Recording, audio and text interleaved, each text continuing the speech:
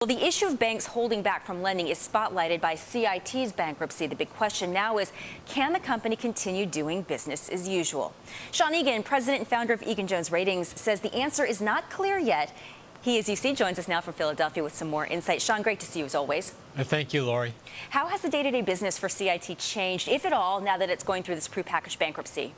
It's not going to change right away. What the new managers, new directors of CIT will do is figure out what is best for the creditors, whether or not they're better off selling off the assets, letting them run off, or continue to do business. So you're unlikely to see any change soon. In fact, you probably won't see any change between now and the end of the year. So then what is the next step for CIT? Talk more about this. Do they have to change the kind of business, the kind of lending they do, and to what kind of business they will lend to? Well, the problem with CIT was not on the left-hand side of the balance sheet. The assets were fine. The problem was on the right-hand side of the balance sheet. That is that the cost and availability of funds were subpar. What they need to do is find low-cost, stable funds like the banks from retail deposits, and they'll be in great shape. The issue is how to do it with the CIT.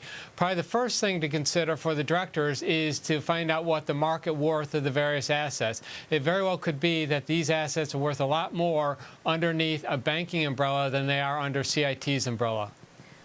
You say in your research CIT bondholders will be well served in this prepackaged bankruptcy. How should they expect to be paid through all of this? Well, actually, we think this is a terrific outcome. We've been pushing for this for quite some time. The advantage is that the creditors are going to gain control of the company. Under the prior offers, management kept it, and there was a concern that the management would just squander the assets of the company. So CIT, from the way you describe it, doesn't sound like this is opening up an opportunity for rivals. Well, the business is there. You have a lot of different parties serving the middle market, mostly regional banks. Actually, some of the money center banks have done a very good job over time. Wells Fargo is at the top of the list. GE has done a terrific job. They pulled back some recently. But you're always going to find people to serve the middle market. The problem for a lot of middle market firms is the cost of funds has risen, and the availability of funds has pulled back. But that's likely to return over the next let's say 6 to 12 months. The problem continues to be small business and their access to loans. So what is it going to take for these small businesses to start regaining, access to the capital they need to, to really help come out of this part of the recession that they're still experiencing? It's going to take some time and patience. Bankers want to make money. They'll lend to them if they feel as though there's a decent chance of being paid back. Right now, the overhang for a lot of banks is the value of their assets, and that's improved quite a bit over the past several quarters, and it's likely to improve more over the next year and a half.